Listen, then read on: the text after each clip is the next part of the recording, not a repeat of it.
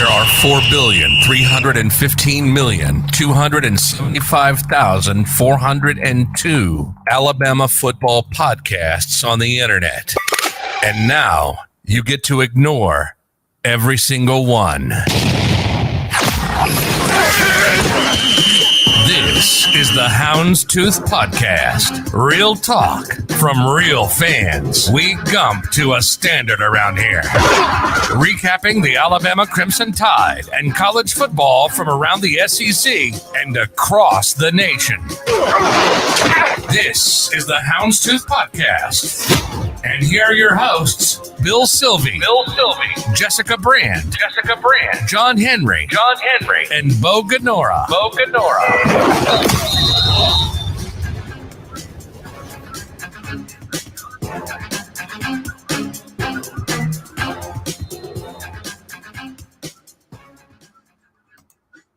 And good evening, sports fans. How about that Crimson Tide? Give me just a second here, folks. I need to mute a rogue audio. Hang on a second. How about that Crimson Tide? Give me just a second here, folks. I need to mute. Sorry about that. I was getting a bit of an echoplex. But anyway, let's go ahead and welcome John Henry into the studio. Jessica and Bo are traveling right now, and we wish them both the best of luck, of course, and safe travels. And let us say hello. Hello, John Henry. How's everything going tonight? Well, it's going, and a fine roll tide on Thursday evening to you, my friend. Thank you, and roll tide back to you. So, this past Saturday, we saw a humbled Alabama Crimson Tide come home and drag the Mississippi Mud Pirates of Mississippi State, the Cowbells, whatever they are. I don't keep track of teams that aren't SEC. I'm sorry. I'm being informed they are an SEC team. My mistake. They actually they played an okay game. All right. I didn't see anything electric. We won, and I've said this before, and John, after a few minutes, I do want your opinion on this. We get Mississippi State at a weird time of year, and we are in a weird mindset, I think, when we do get Mississippi State. Because I feel like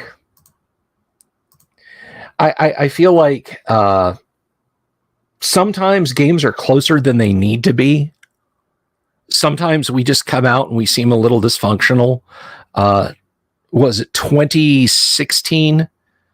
Jalen Hurts basically had to bail us out at Mississippi State.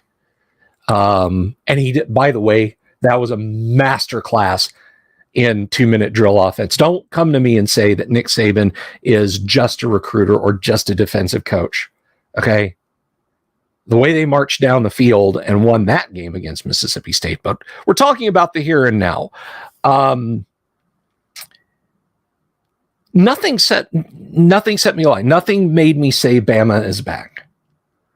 A 30-6 win, right? How can I complain about that? I'm not complaining, but, well, it was a good game, but it wasn't a great game. If we had come out and beaten them 69-0, then I would have said, hey, well, it's, we came to play. We're playing as hateful competitors. But I saw a team that seemed perfectly happy to win, and I saw some stuff I didn't like, if I'm being completely honest. That's my quick feelings, my quick 2-minute opinion of the game, my introductory thoughts. John, talk me off the ledge. What do you got, buddy? Well, I'll tell you what. Hold on. I've got muting problems of my own. So that offense is a different animal. We only see that particular offense once a year. Air raid offense. The air raid nice offense to that see started out running for a quarter. Sorry. Well, there was a reason for that. So we let them run, and we would let them run all day because they weren't going to beat us running.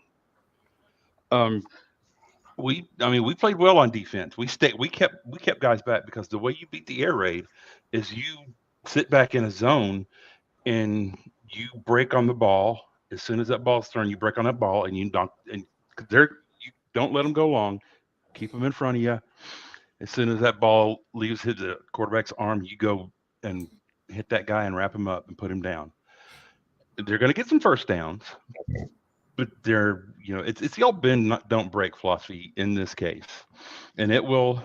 I mean, and you saw they were driving down the field.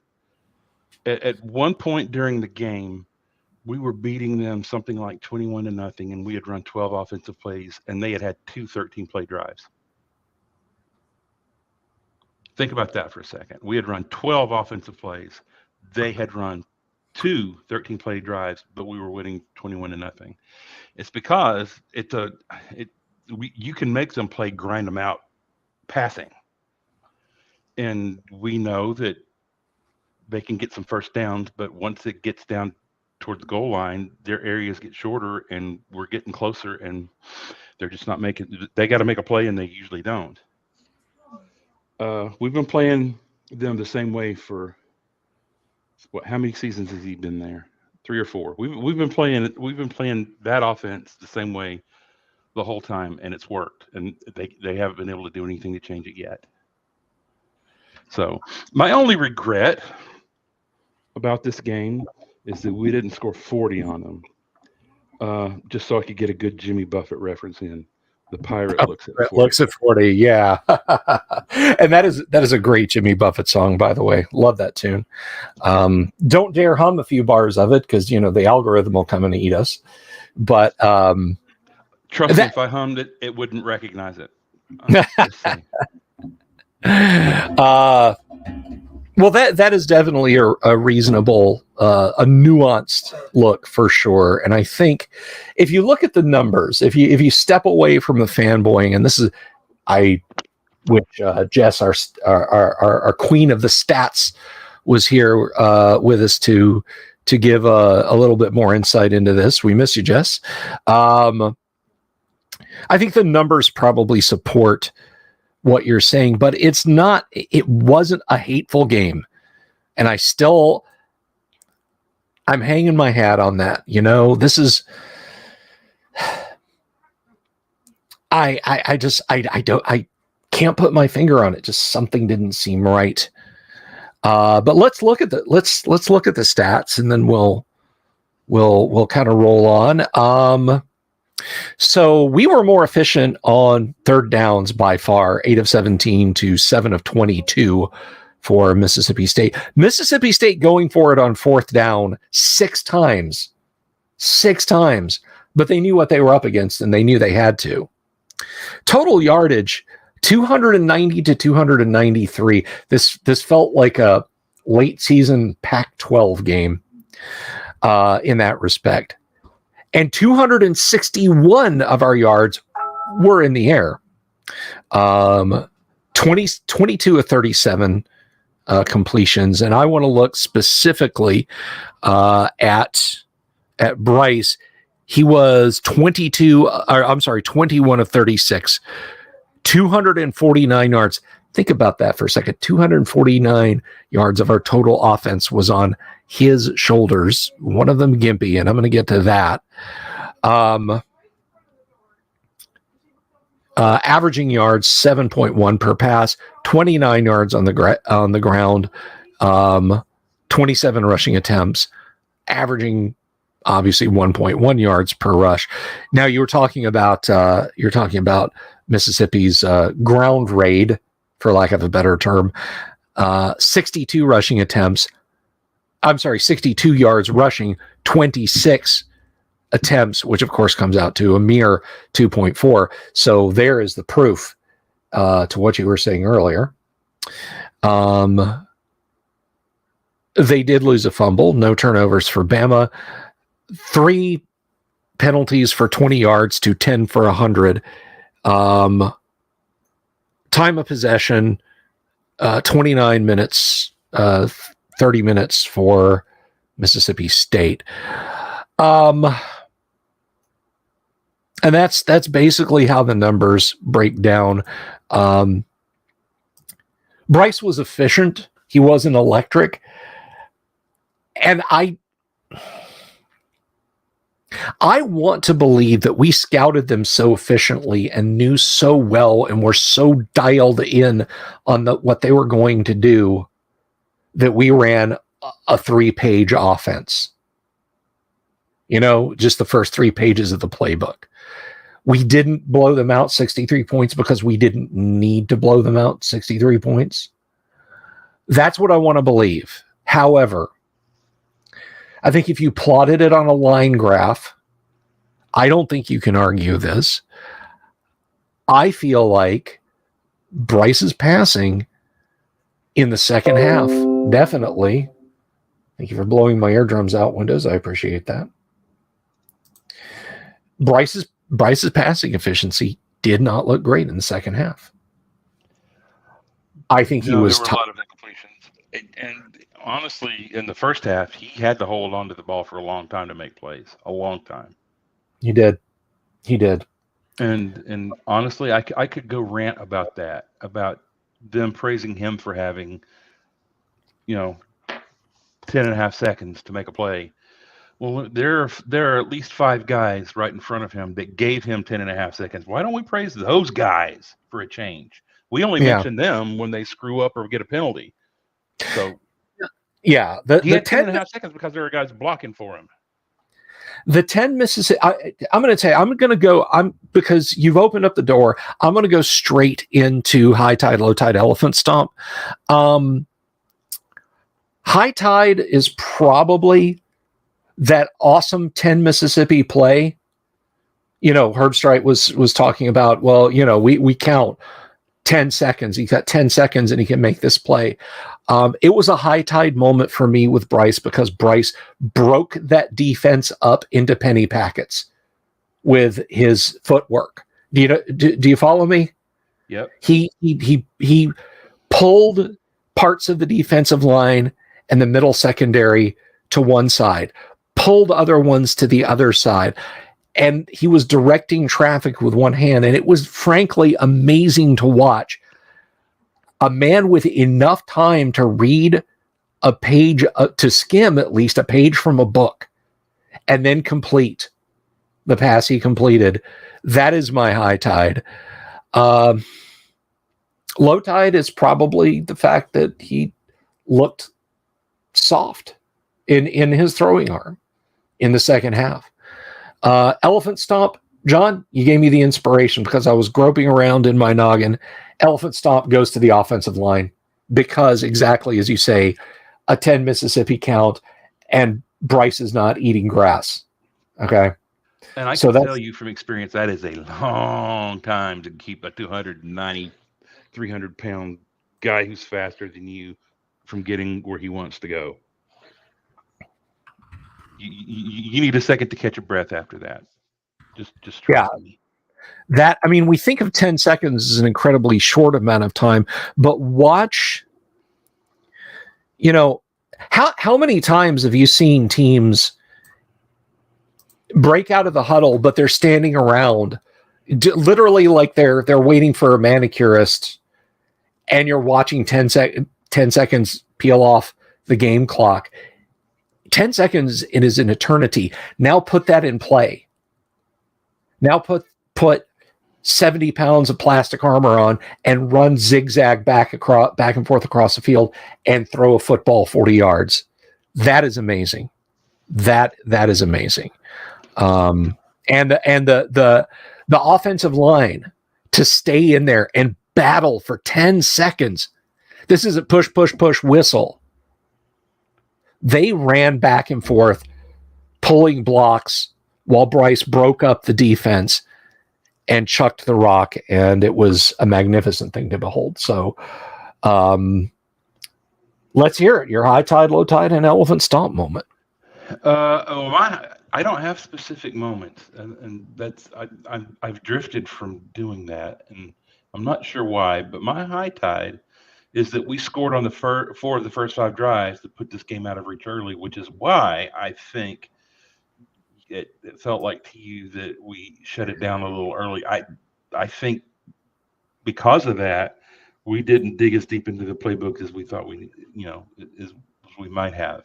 I think there was more there that we chose not to use, but I also think that made the offense look stagnant later because they picked up on it. So my high tide is scoring on for the first 5 drives to get this game out of reach early. My low tide is the offense after that. It was putrid. After what, middle of the second quarter, there was one drive in the second half that was more than 20 yards.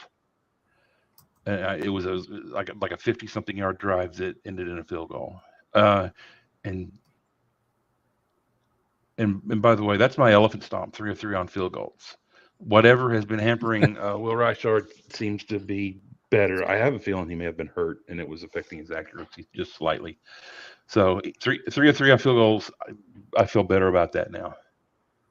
It's funny. I just want to interject real quick. Upper and middle back injuries are a thing with kickers. Not taking hits, not having to throw blocks in a pinch, but apparently that twisting motion, it affects the middle and upper back more. I'm told. If anyone in our audience wants to dispute it or leave it down in the comments below and say, no, you're wrong, I'm all ears. But that's an interesting fact. So it makes repetitive stress, torquing your body in one particular direction multiple times. Yeah, yes. It makes me wonder if Will wasn't maybe feeling something that was throwing him at that last snap motion. Not snap as in, hiking the ball, but, that sudden jerk of your body, because they have to throw everything on the kicking leg side of the body behind the kicking leg. And that's from where the neck meets the shoulder to the sole of the foot. But I have wandered far afield. Please continue.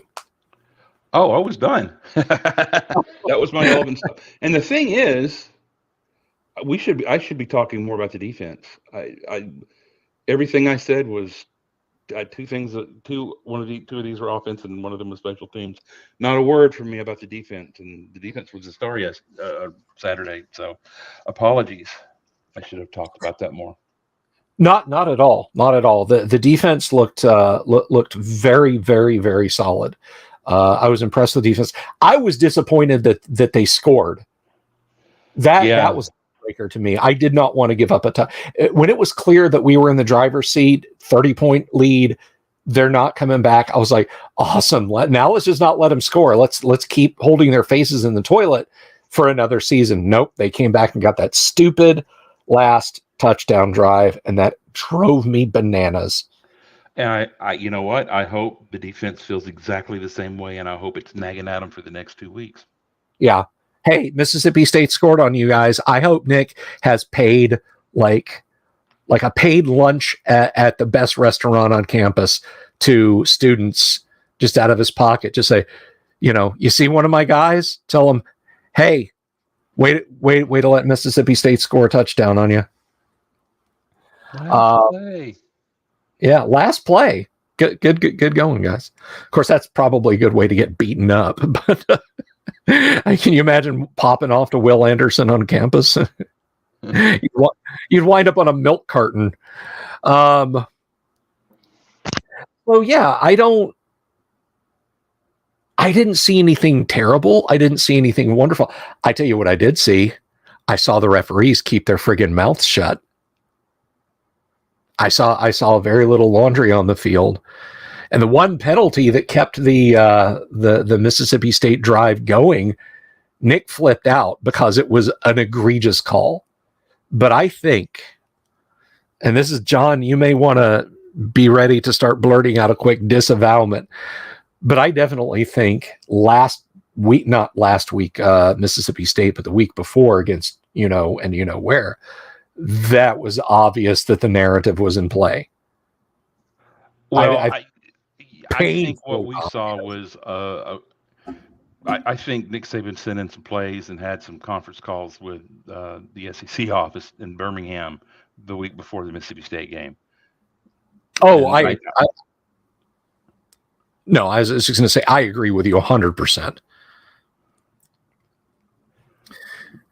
That game was called pretty cleanly, and maybe even they were a little overzealous to protect our quarterback in a way. Could be. So thank you, refs, for at least appearing to do your jobs this week. See how they do in Baton Rouge on a Saturday night. I have things to say about that. We'll get there. Not the refs, just the game in general. But we've reached halftime a little bit early. We're kind of like baseball in that, like we can pop through topics pretty quickly here. We're not on a clock. So last week's trivia question was, what was the last time a top 10 ranked Alabama faced a top 10 ranked Mississippi State? When was that? And that, folks, because we didn't get an answer, we either in the comment section or down or in our live chat session, was in 2014. Mississippi State lost 15-20, and that year, John, do you know what Mississippi State's ranking was that year? Number one. That's right. Mississippi State ranked number 1. And we came in, we were ranked, what were we ranked that year? 11, I think? It wasn't it was like 5 or 6, I think, by then. We may have even been in the top 4 by then. That was a little late. That was in November, and, we had lost in September. Okay. But we had kind of come storming back after that, and we're playing very well.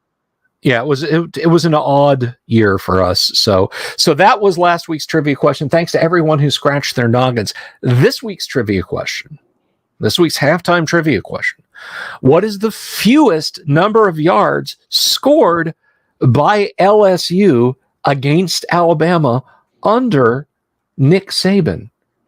And no, that's not a trick question. I'm not saying when LSU under Nick Saban played Alabama. I mean, with Nick Saban as head coach, what is the fewest number of yards that the Alabama Crimson Tide have permitted LSU to score? And no hints on this one. You guys are really going to have to think about this. So leave that over in the comments if you're out there listening. I know we have a few folks who will pop in and comment occasionally, and sometimes sometimes it's comments under the video. But let us know what the answer is. Do you know, John? I'm pretty sure I do, and I just went back to refresh, and it's shocking. It is shocking. In a most pleasant way. Yes. It was a game. It was a Saturday, and I will next week, because I don't want to give away any parts of it. But I almost missed most of that game. Because I was at a music recital. But more on that after we make their asses quit. Yeah. So. It's now we are now past the halftime. This is normally where we'd have Jess announcing her no kisses, no hugs. That is going to be on our website, houndstoothpodcast.com. You will be able to see her no kisses, no hugs highlights of plays of the week, which she is going to do with videos and all sorts of things, and it will be a lot of fun. So. Now I run the jet sweep and I hand the ball off to John Henry, who's going to talk some serious football news. John Henry. I'm not sure that anything where I'm given the ball could be considered a jet sweep. Maybe a prop powered by rubber band sweep or something. But I will take the ball, sir, and I will. Are you saying I just put Daron Payne in for a pick play? I don't know. I played so I'm old enough to have been aware of football and obsessed with football while Bear Bryant was still coaching, and He coached into my freshman year of high school. And my goal in life, my single solitary goal in life, was to play fullback for him in the Wishbone at Oh, Alabama. And there were two reasons that never happened. The first one is he retired and died my freshman year of high school. The second is no sane football coach would ever let me touch the football. I was too short, and I made up for it by being too slow. Yes, yikes! well, that was one of my old football coach's jokes. He loved to tease us with Right. that one. All right. Anyway, let's go through the SEC, and after the SEC, we'll go round out the top 10, and after that, we'll go into buy or sell. So let's start off in the SEC with the big Tennessee UT Martin game. Tennessee scored 52 first half points, and they cruised to a 65-24 win over UT Martin. Hendon Hooker was 18 of 24 for 276 yards and 3 touchdowns. And by the way, that's playing maybe half the game. They had 49 yards passing, with 495 yards passing, with 5 touchdowns, and 9 different runners combined for 201 yards rushing. For the Skyhawks, by the way, and it is the UT Martin Skyhawks, Dresser Wynn, which sounds like a piece of furniture, It does. had 26 completions for 45 yards and 26 of 45 for 301 yards. I was going to say 26 completions for 45 yards. I'm pretty sure I could put those numbers up. Yeah, no, that's not it. He had 2 touchdowns, but he had a pick. And by the way, Tennessee had 13 penalties for 109 yards. Just pointing that one out there. And next up for Tennessee is Kentucky at home. Next up for UT Martin is who cares? So moving right along. I would like to apologize to UT Martin's fans, all 8 of them. Yep, none of which are even aware of this podcast. That's okay. There are some Tennessee fans that are, by the way, aware of this podcast. Yay. No. Yay. Just wanted you to know that. They are aware. Some of them. I was actually having a good podcast tonight. Thank you, John. All right. So next up we have Ole Miss and LSU. Ole Miss, in my top 10, led 17-3 at the start of the second quarter, but was only able to score a single field goal the rest of the way as LSU stormed back and won 45-20. Oh, they kiffened. Yeah.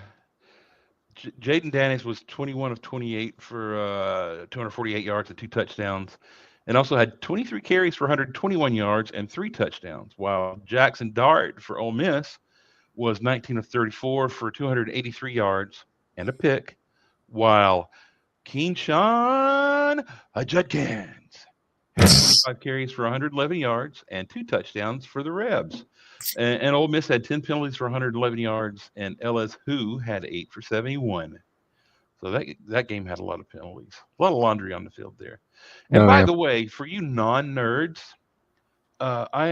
in case you ever wonder why I'm pronouncing Keenshawn Judkins' name that way, just go Google. Oh crap! And my brain just went. Key and Peele? No, Leroy Jenkins. Leroy Jenkins. Leroy Jenkins. Okay, all right. For some reason, I was thinking of the Key and Peele college football All Stars.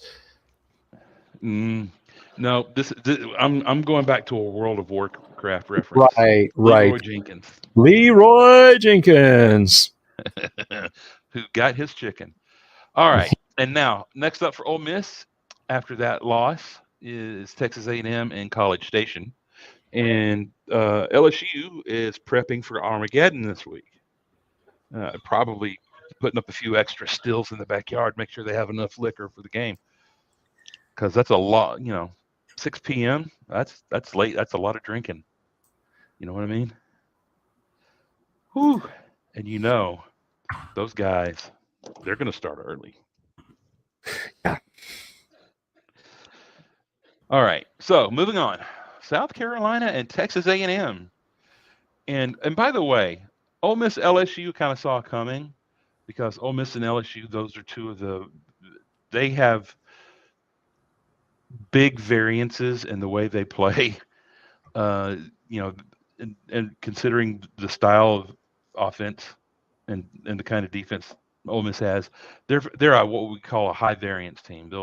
They can play up to a high level competition at times, but there's going to be some dips along the way. And in my opinion, LSU and Ole Miss are both those kinds of teams.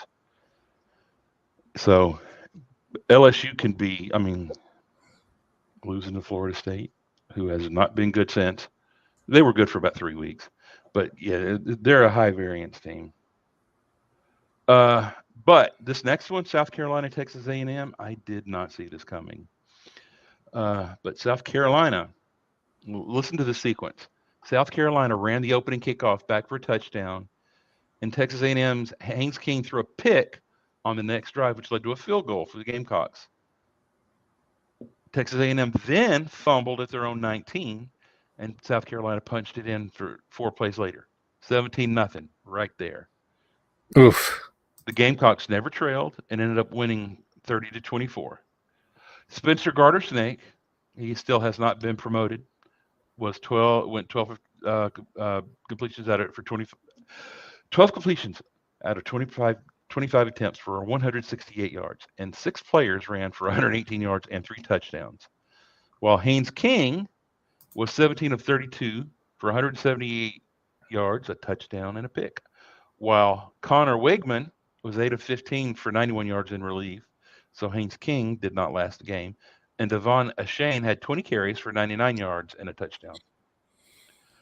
And next up for South Carolina, they're playing Missouri in Columbia. Figure that one out. Yeah.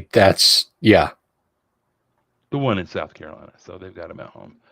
And Texas A&M has Ole Miss at home next. That'll be interesting.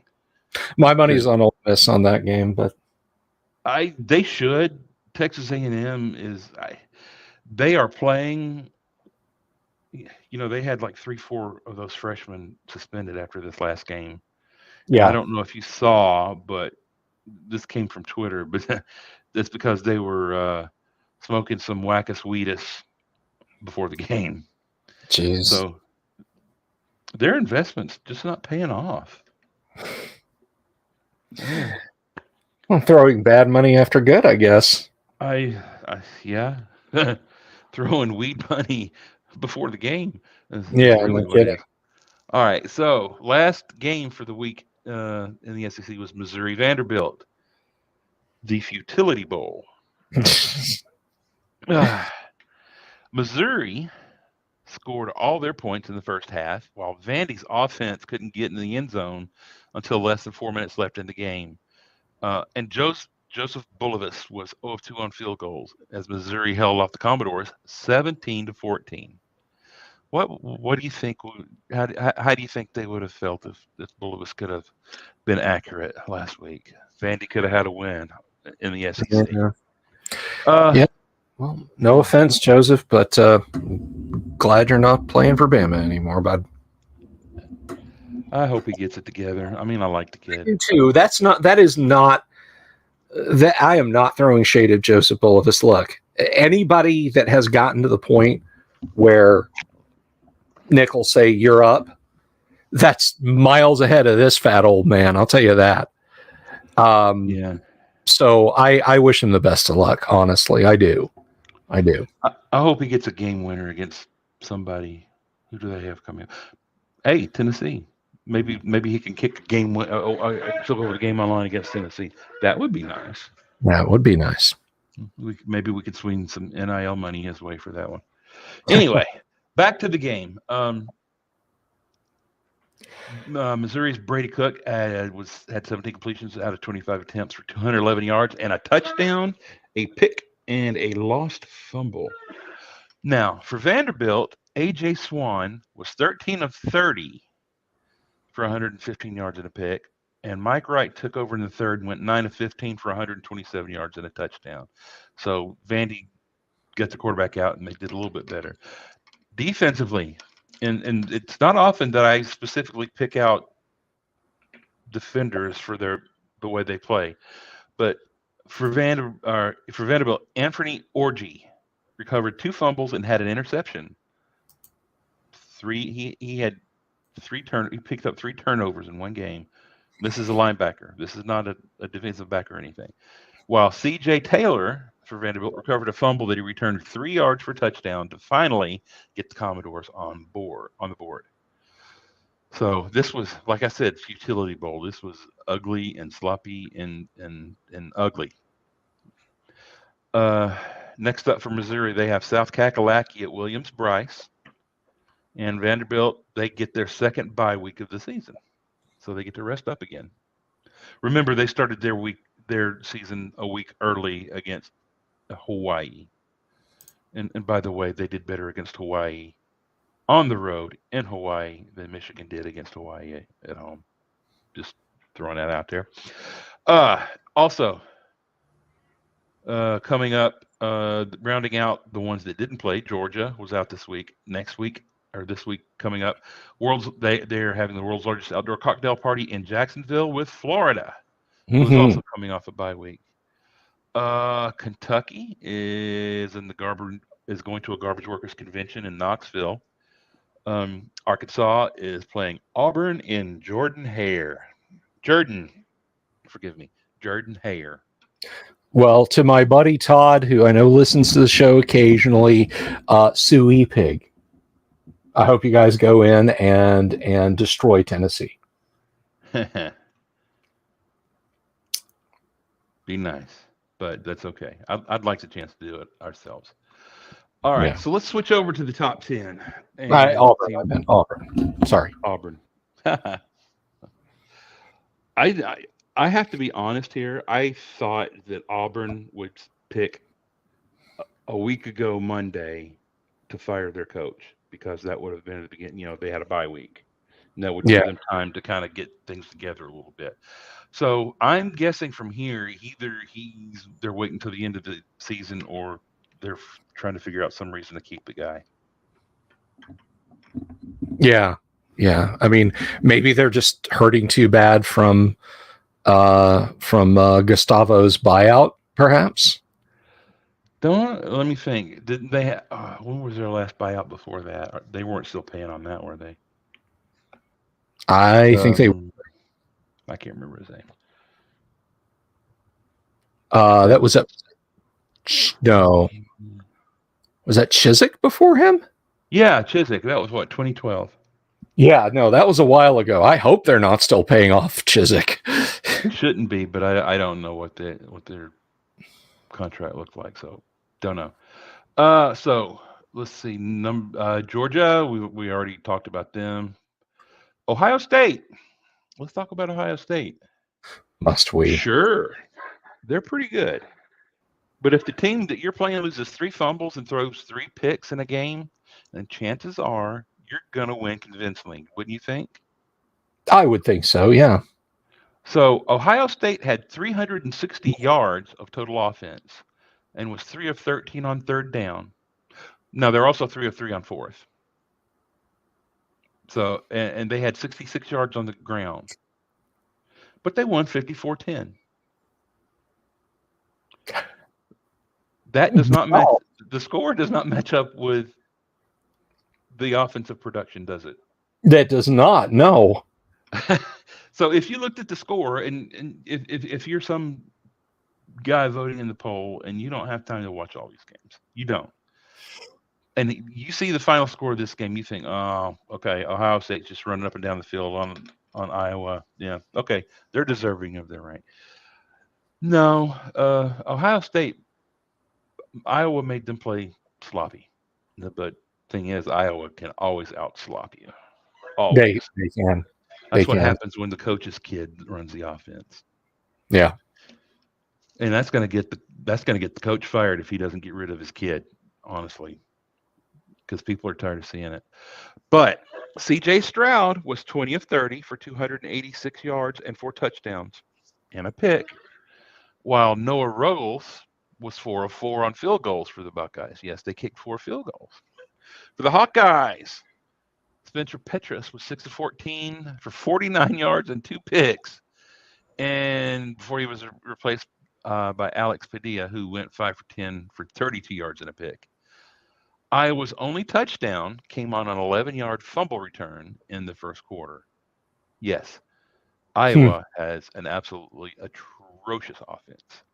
Yeah, wow. They would make Auburn look elite. They really would. That offense. Ugh. So everybody's wanting to put Ohio State up at number 1. They're undefeated. They're scoring all these points. Blah blah blah blah blah blah. Sure. Have you watched them play? That's all I've got to ask. All right. Number 3 is Tennessee. We already talked about them. Number 4, Michigan. They sent all their plated khakis to the Goodwill over the weekend. But this next week they have Michigan State at home. That means they're on a bye. Number 5, Clemson. So Dabo replaced his quarterback DJ Uiagalelei late in the third quarter, trailing 21-10 after his second pick of the day. And Cade Klubnik handed off his way to 17 fourth quarter points. All he had to do was hand off, but he couldn't. He's and Dabo's still defending this guy. I do not understand why. I'm going to tell you something. I watched that game, sports fans. I actually watched that game. That was absolutely a game that Clemson just didn't lose. I'm sorry. I know people have 17 unanswered points. Again, that is a game that Clemson didn't lose. All right. Clemsoned the entire game. And then Will Shipley popped a 50-yard run, and then they had another touchdown drive, helped out by a couple of penalties. That was a big deal in this game. And then kicked the field goal. So let's see. Uiagalelei was 13 of 21 for 138 yards and the 2 picks. Klubnik was 2 of 4 for 19 yards. Remember, I said he handed off his way to the comeback. Yes. 2 of 4 for 19 yards. But Will Shipley had 27 carries for 172 yards and 2 touchdowns, including a 50-yard run for the touchdown in the fourth quarter. For the Orangemen, Garrett Schrader was 18 of 26 for 167 yards, a touchdown and a pick, and he had 21 carries for 100 yards or 71 yards and a touchdown. So they're up there. This is still this. We've said this over and over. This is them trying to repeat 2017 or 2018. Yes, and they don't have the players. They don't.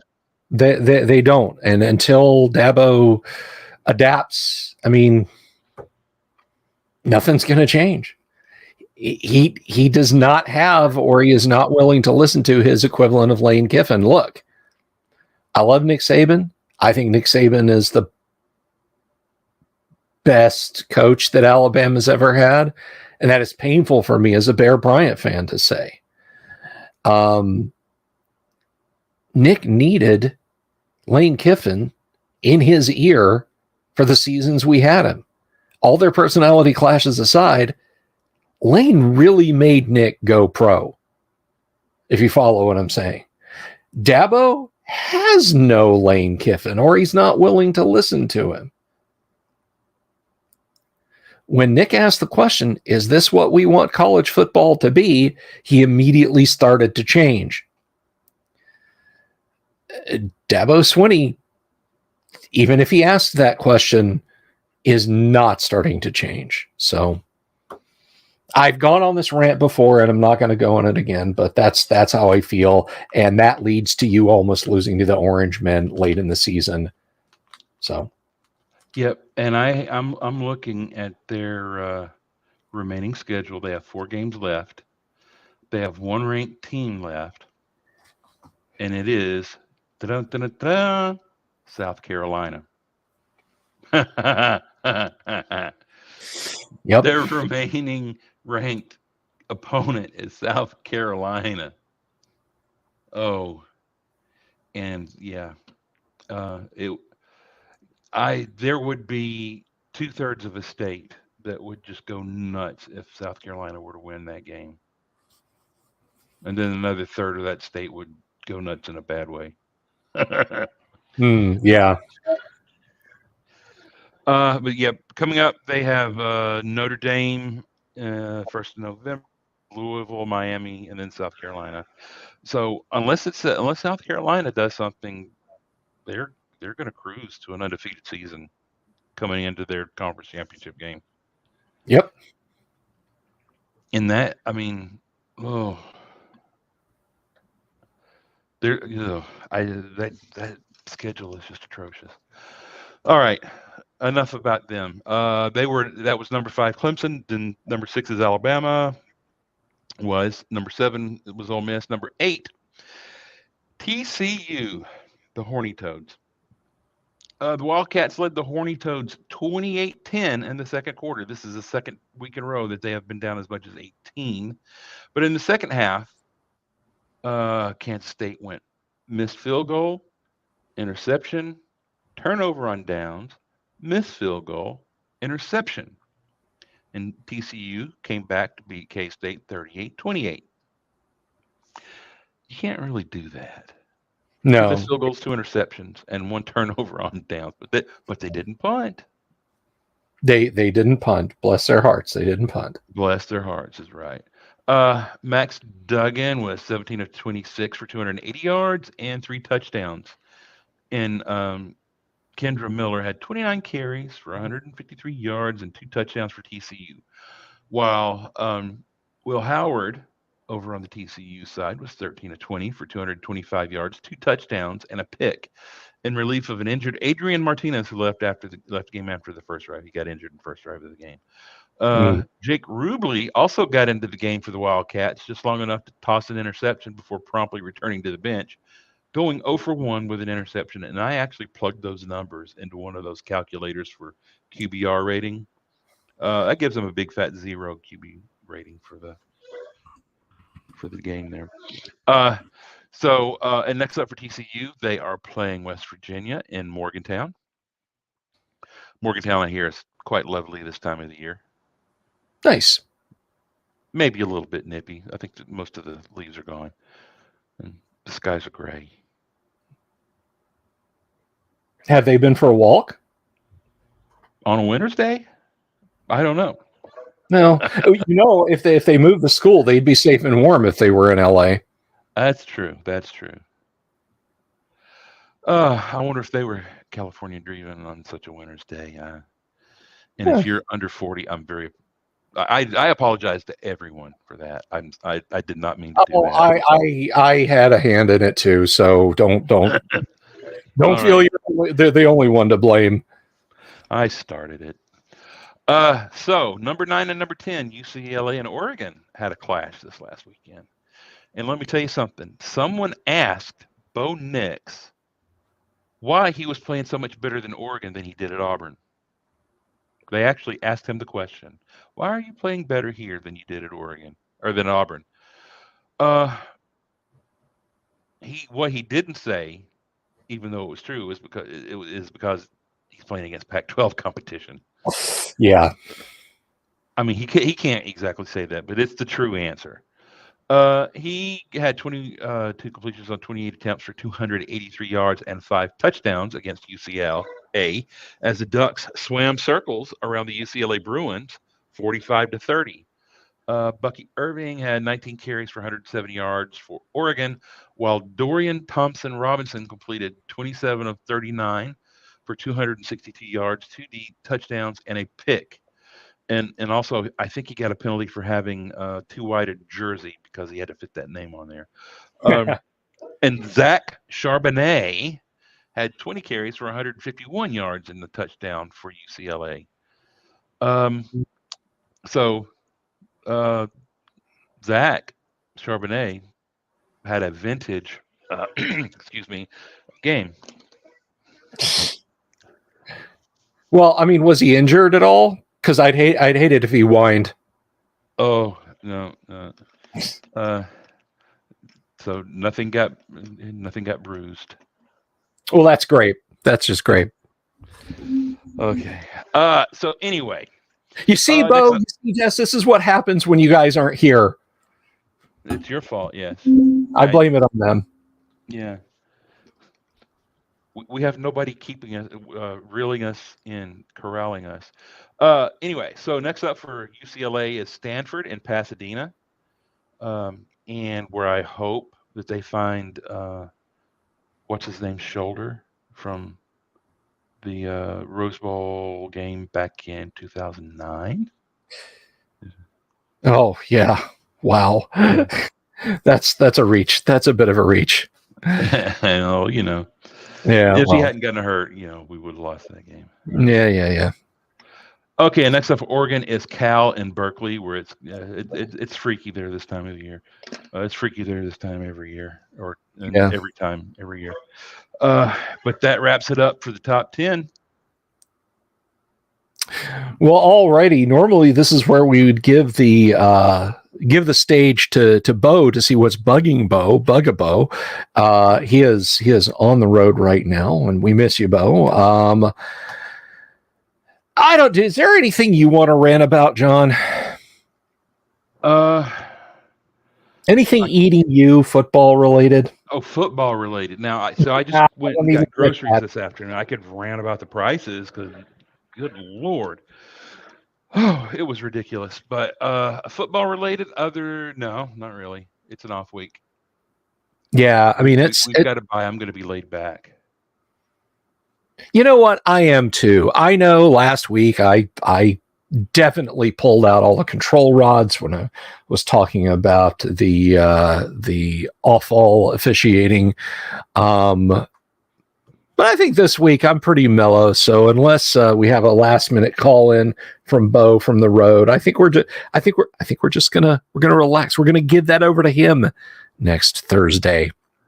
Here we go. Buy, sell, and hold. Ladies and gentlemen, let me tell you what. If you need some stock advice, if you need investment tips, if financial matters are what is troubling you in these troubled times, you're going to have to find another podcast. But if you want to play with pretend money and move football teams around like stocks to buy, sell, or hold, our man with the green visor on at his massive oaken desk with his ticker at his side is here to lay it on us with some input from yours truly. John, take us away to the CFL stock ticks. So, do you have a camera on me or anything? How did you know about the eye shade and the massive oaken desk? Well, it's intuition. It's the intuition that makes me, of the many sports podcasters, I am one of them, and that is one of the things that gives me that power. There you go. Well, let us start off with my number one, who is probably the least talked about number one at this point of the season that I can remember. My number one is Georgia, and nobody is talking about Georgia right now. You mean Tech, right? No, surprisingly. Well, there's Georgia Tech. Oh, Georgia Southern. Southern. Not Georgia Southern. And not Georgia State. Well, my gosh, John, who could you be referring to? Do not make me say the University of Georgia. Please don't make me say that. It is a University of Georgia. The one up there in Athens. Right. The one that REM attended. I gotcha. Yes. Oh, yes. There you go. So what do you think about Georgia staying at number one? They've been there since about week 2. Keeping them there. I won't. I mean, you don't buy the peak, right? You don't buy the peak. That's just silly. So I'm keeping Georgia there. I'm holding Georgia at number one. That is probably the wise move. Now my number 2, and I think I had them here last week, is Tennessee. I see them as a better version of Ohio State at this point. Well, they are kind of snuggled up next to Ohio. They're not very far from Ohio. Do you hear that, Tennessee? You're all just Ohioans. You're Southern Ohioans. That's what I think of you. Sorry. Sorry. Not to Tennessee, just to anyone else listening. Yeah, I'm a hold Tennessee at number 2. I think that's solid. I hate to be boring. But you're not going to get exciting from me. You're not going to get hype from me until we get into the 4 and 5 range. That's just how it is. Because I have a pick, man. Okay. Oh, let's see how that holds up, because my number 3 is Michigan. Oh no, you put that. I think you literally just wrote that down after I said 1 and 2 are boring, just to get me riled up, because Michigan is a sell. I'm sorry, Michigan is a sell. I will tell you, Michigan. I have had Michigan at 3 the whole season. I have not moved them one iota, because right now, I mean, the way they win plays into Ohio State's weaknesses. I think they match up very well with Ohio State. Yeah, but that's like pairing a beer with a Hungry Man meal. I mean, Yeah. I'm sorry. I don't think Michigan is a championship caliber team. Maybe against the caliber of teams that are this year, but in the overall, I mean, do you want something that dynasty related, something you can rely on year in and year out, or do you want a flash in the pan? I'm selling Michigan at number 3. I'm sorry, Blue fans. I'm sorry, khaki wearers of America. I'm selling Michigan at number 3. I don't see. I just,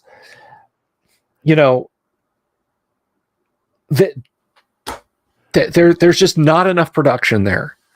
There's not enough production there. So that's where I'm at. Okay. So you got a little excitement out of me, folks. There you go. All right, who you got at number 4? Who are we taking it for?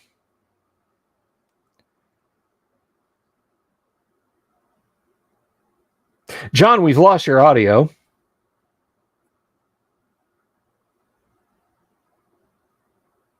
Well, we're going to wait for a second for John to come back. Hopefully he'll be right back with us here. But to kind of go on about Michigan again, let's pull them up here on the old computerator and let's take a close look at. Let me see here. Let's go. There we are. I lost internet for a brief moment. A little hiccup. What was the last thing you heard me say? The last thing I heard you say was all right when I said I'm not buying Michigan at 4. Okay.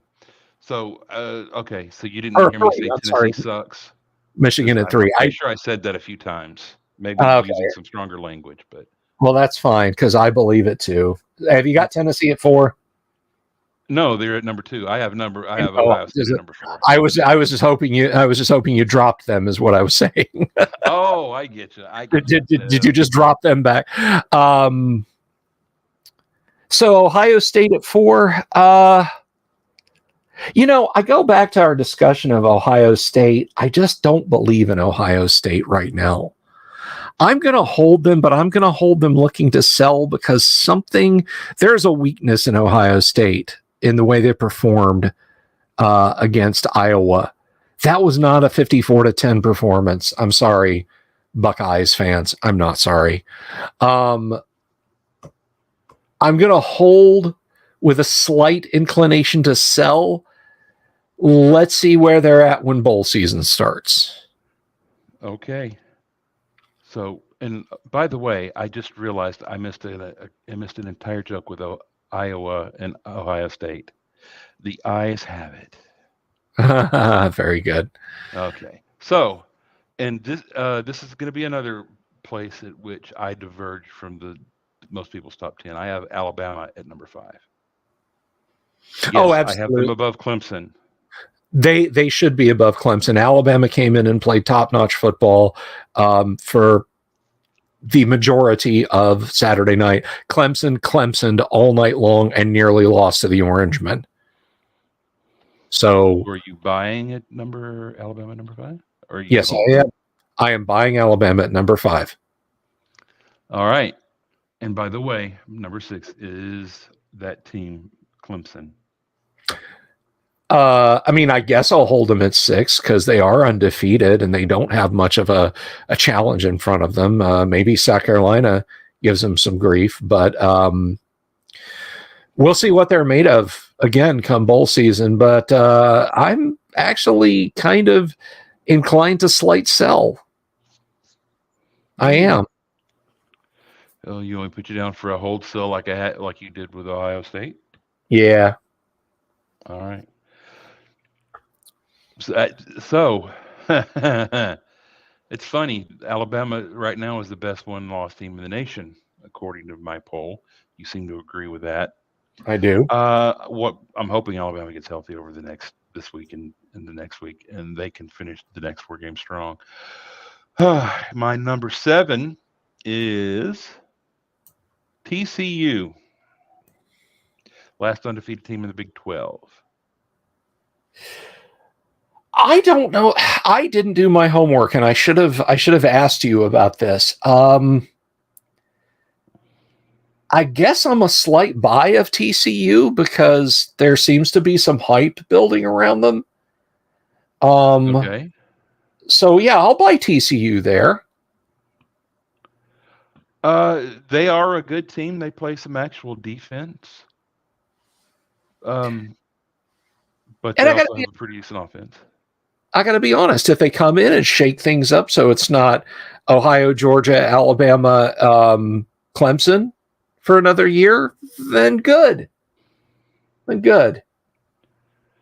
They may. Let's see. So the way things are shaping up, Clemson is probably going to be in if they win out. Mm-hmm.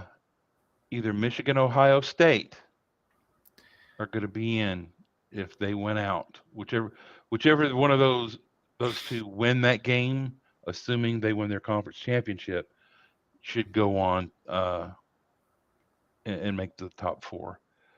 Then you've got Georgia, Tennessee, and Alabama, and that gets a little complicated. And it depends on how it all shakes out. If Alabama wins out and plays an undefeated Georgia or Tennessee, and they win, they will be in. But what do you do with a one-loss conference runner-up and a one-loss division runner-up who have all lost to top-tier teams? I mean, that's, you get the old round robin, this team beat this team, who beat this team, who beat this team. What do you do with that? Are you going to hold one of those out? Because you've got Clemson and TCU, who are probably, I'm looking at TCU's remaining schedule. They have played 1, 2, 3, 4 ranked teams, although one of those was Oklahoma. You can't really count that. They have Texas Tech, Texas, Baylor, and Iowa State. Texas will be a challenge, and Baylor, I thought at the beginning of the year would be a challenge, but they are not playing well right now. But you never know what might happen on any given Saturday. They have 2 possible teams that could beat them. So this could be the year of all conference champions. Don't know. It's going to get interesting. It is. It is. And I don't have any answers. I don't have any easy, attractive answers for what do you do with a one-loss team. I mean, what if the SEC committee looks at it and says, okay, Tennessee and Georgia, and then you've got 2 one-loss teams, either Tennessee or Georgia and Alabama. Do you go strength of schedule? I mean, what do you do? Who goes to the big dance and who goes to the Aloha Bowl? Well, if it's a question of one, it will be the conference champion. I'm 90% certain because they'll have that extra game. Whoever it is, if Alabama wins out and they win the conference championship, they'll be in. Sure. The question is, if Alabama loses another game, they're out. They have no shot because that'll be the second loss in this year. 2 losses is definitely a no-go. Unless some weird stuff happens in November, and that has been known to happen. Georgia and Tennessee, if either one of those went out and win the conference championship, they will be indefinitely. Question is going to be what happens to the loser of that game, assuming everyone wins out. Interesting. It's very interesting. It is. I mean, was it the year Nick said if you don't win your conference, you shouldn't be in? That Alabama didn't win their conference because we didn't go, but we still ended up going to the playoffs. I don't think he ever said that. I don't remember him ever saying that. No, he did. I don't remember the context of it, but you know what? We've got a little bit of free time here. Who's your next one? My next one, number 8, is Wake Forest, whose only loss is a double or triple, I can't remember. I've slept since then. Overtime loss to Clemson. So they were that close to being up against Clemson, and they're back. They're at my number 8 right now. Okay. Well, you know what? I'm going to hold Wake Forest because I think Wake Forest is a sharp little team.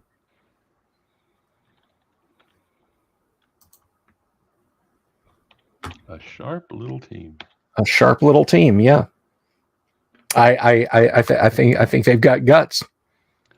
The last time I heard anything being described as a sharp little something, I believe she was probably wearing chick jeans and boat shoes. Oh my gosh! Well, I'm sorry. I don't look that way. Maybe they were Jordache. I don't remember. They were definitely tight rolled, though. I remember that for sure. All right. So you're okay with Wake at number 8. I'm sorry. I'm okay with Wake at 8. That's right. All right. So my number 9 is Oklahoma State. Oh gosh. Yes, it's getting harder.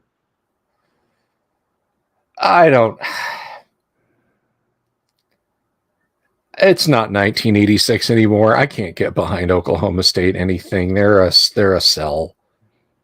I'm sorry. That's just how I am. It's not based on logic, and I apologize, but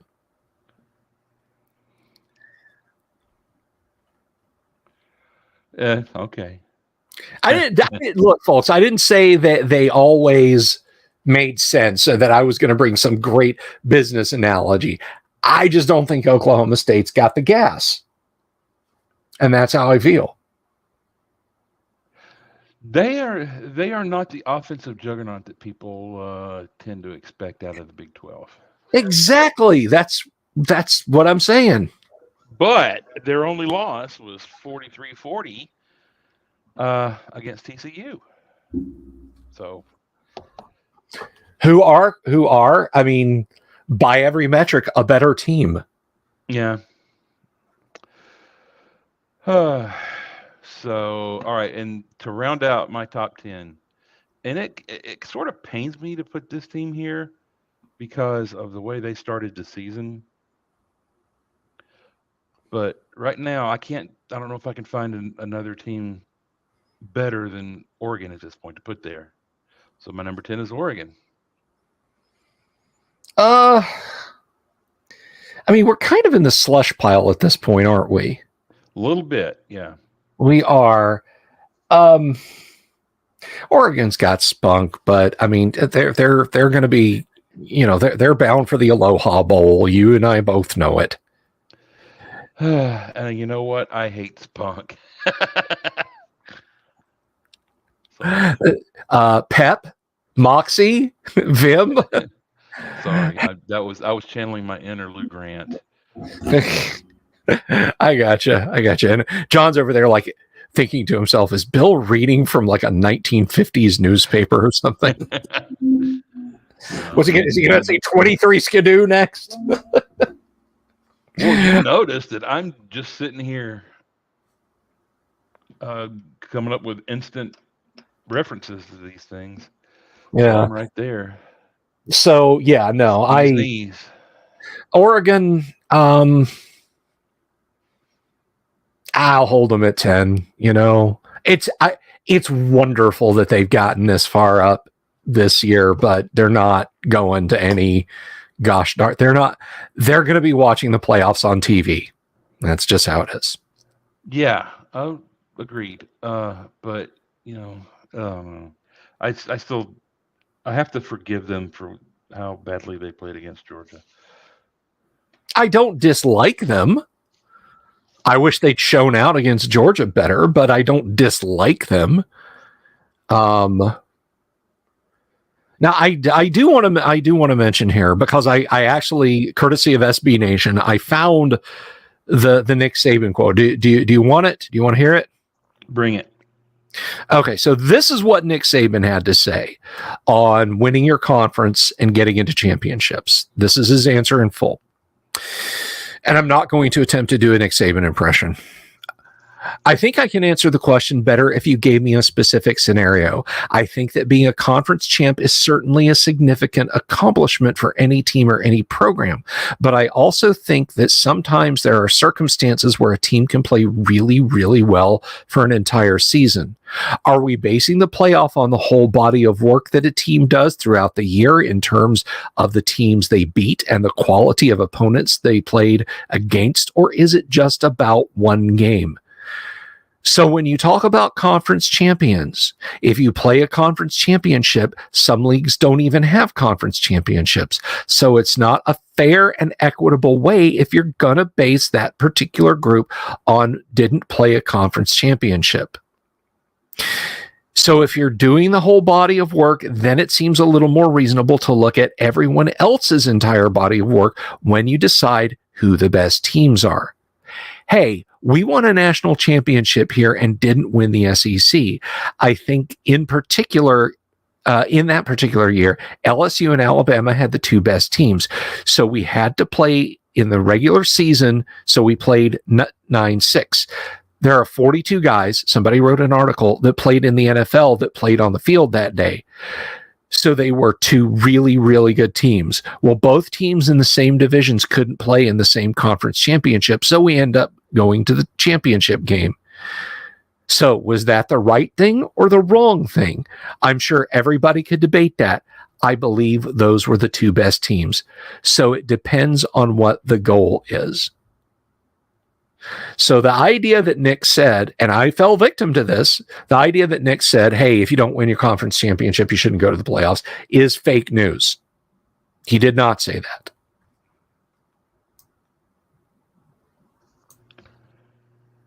Well, there you have it. There you have it. So is it, I mean, obviously Nick doesn't set the tone for what the league decides to do yet. But you know, it's about the entire body of work. It is literally about the entire body of work, and I think he's right. So we'll see how things shake out. We'll see how things shake out in a couple of months.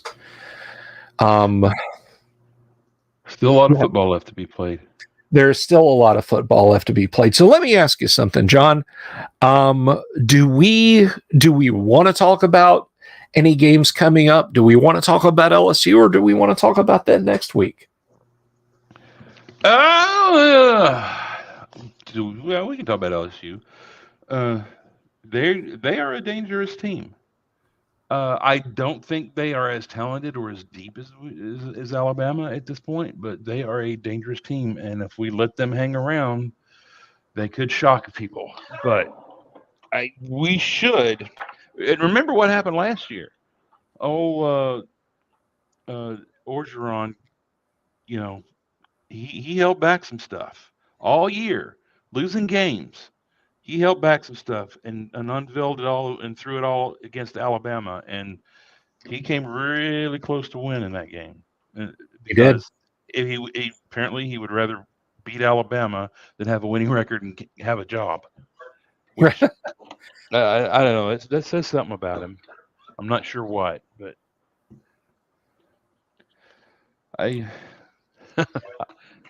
strange guy, but things like that are some of the reasons why he got fired. Holding stuff like that, losing game upon game, just so you could have that one win, it just didn't make sense. And Yeah. Yeah. I mean, I don't think they're going to do that this year. I don't think we're going to see too much new. Uh, uh, their coaches that they have now is a bit more of a known quantity, but I think it. What's the line on that game? Oh my gosh, I don't. Let me see. You're making me think here. Alabama. I gotta pull these stats up. The line currently is they do, I don't. ESPN does not have a line. I don't have a line for them. The spread is Alabama minus 14. Do you like that spread? Because I don't. Honestly, if we assume both teams play well and played their game, and there aren't any unexpected surprises, and of course there are usually, I think it may be slightly low. Alabama should win by 17-21. I would expect. You think that? Wow, because I'm the exact opposite. After Mississippi State, okay, a lot depends on how well Bryce heals up. Let's be honest. He was probably throwing on a tender arm Saturday night. Do you agree? Yep. And the other part of that is we need some defensive linemen back in the game. We have some defenders that have been out that we need them back in healthy playing. We also need Darren Delcourt not playing center next week. God, yes.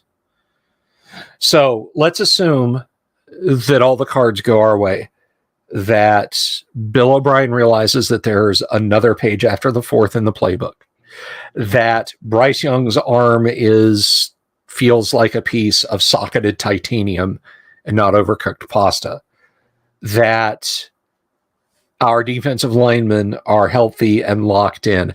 I will take your 17-21 point spread. This Alabama team that played against Mississippi State, 8.5 max. 8.5 points max. And it's a clutch 8.5 points. We win by 6. So I know that sounds nasty, but guys,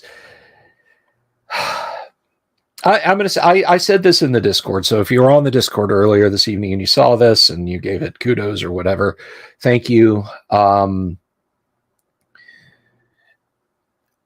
this is what I said. We have an incredibly tough road schedule coming up that will be the defining moment for the team this year. Do we rise above the shortcomings and errors and play so well that even obviously bought off officials can't scupper us? Or do we wind up playing in the Arizona upstairs VCR Repair Academy Bowl in sunny downtown Modesto versus Incarnate Word in late January? The committee might be done with us this year, but if we go in and make their asses quit, maybe, just maybe, we've got an outside chance. And that's honestly how I feel.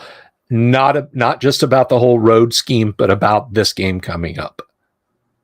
If we show even the slightest bit of relent, if we move with any hindrance, then I think, again, we're not going to be in the playoffs. So that's where I am with this game coming up.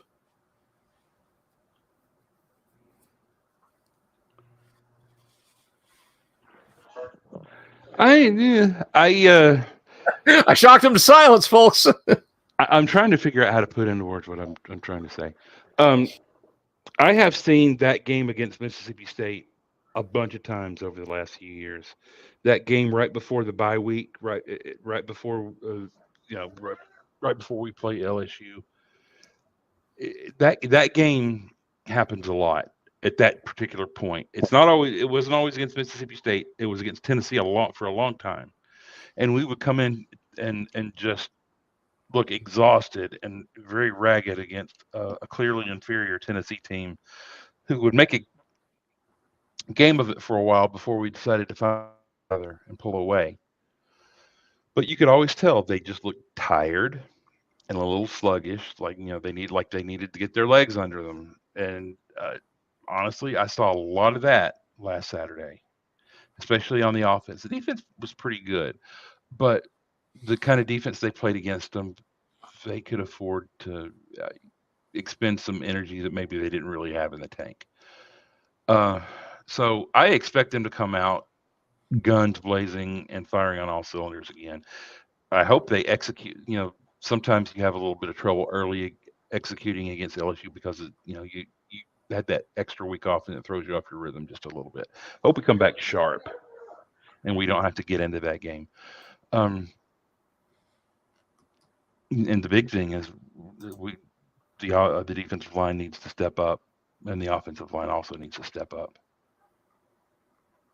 We win in the trenches. We'll win this game going away. That's ultimately it. We have to win in the trenches. We absolutely have to win in the trenches. And we're going to reiterate this, of course. Next week, we come back from the bye week. We'll have SEC football. We'll have other football to talk about, and we'll have the upcoming game to talk about and analyze more. And hopefully our whole crew is here and we can talk about that. I think we're a little far away yet to make any serious predictions, but I'm going to call it. I'm going to say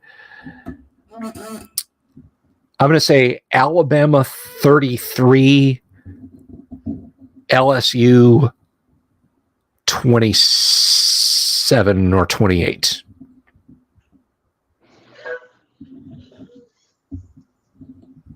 (42-17). 42-17. That's bold, and I want you to be right and not me. So I hope that's the case. We need a defining game. We need a defining game against a resurgent conference foe like LSU. So I hope you're right. I sincerely hope you're right. I hope I'm right. I hope Georgia struggles for the next 2 weeks. I hope